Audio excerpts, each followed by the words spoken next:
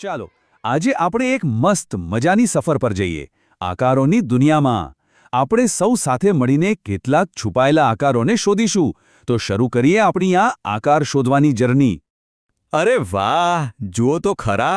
આપણી દુનિયા તો જાણે આકારોથી જ ભરેલી છે નહીં આપણી આસપાસ બધે જ આકારો છે જેમ કે ઘડિયાળ એકદમ ગોળમટોળ અને પેલું બ્લેકબોર્ડ એ લંબચોરસ છે જરા નજર તો ફેરવો ચોક્કસ કોઈક ચોરસ કે ગોળ વસ્તુ દેખાશે જ ઓહો અહીં તો કેટલી બધી વસ્તુઓ છે જુઓ દડો છે પાસો છે પુસ્તક પણ છે અને બીજું પણ ઘણું બધું તમને ખબર છે આ બધી જ વસ્તુઓમાં અલગ અલગ આકારો છુપાયેલા છે તો ચાલો આપણે સાથે મળીને એ બધાને શોધી કાઢીએ તો ચાલો આપણી સફરનો પહેલો સંકેત શોધીએ અને એ છે સપાટીઓનું રહસ્ય ખબર છે કોઈ પણ આકારને સમજવો હોય ને તો સૌથી પહેલાં એની સપાટીને સમજવી પડે એ સપાટ છે કે વક્ર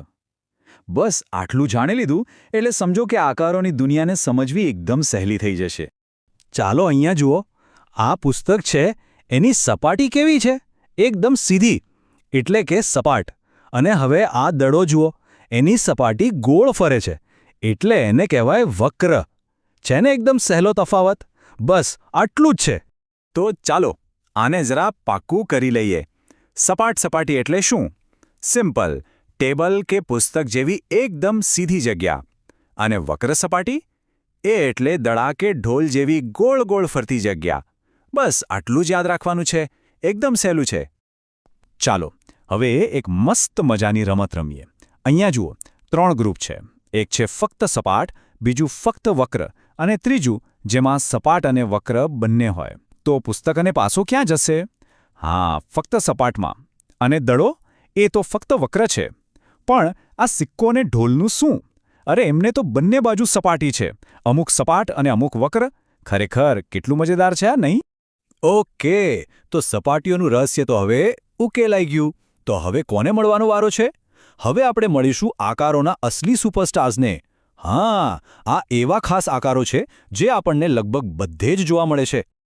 તો સૌથી પહેલાં મળીએ લંબચોરસને જુઓ એને 4 બાજુઓ છે અને એની ખાસ વાત એ છે કે સામસામેની બાજુઓ હંમેશા સરખી હોય છે અને એની બાજુમાં કોણ છે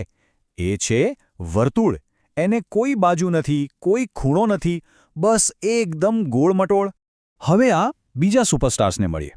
આ છે પંચકોણ ચાલો ને એની બાજુઓ ગણીએ 1 2 3 4 અને 5 બરાબર 5 બાજુઓ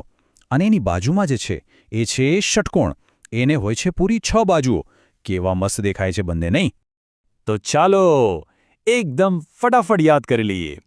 લંબચોરસ એની કેટલી બાજુઓ 4 પંચકોણની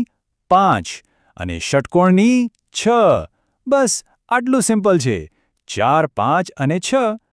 ઓકે તો અત્યાર સુધી આપણે ઘણું બધું શીખ્યા હવે સમય છે થોડીક મસ્તી કરવાનો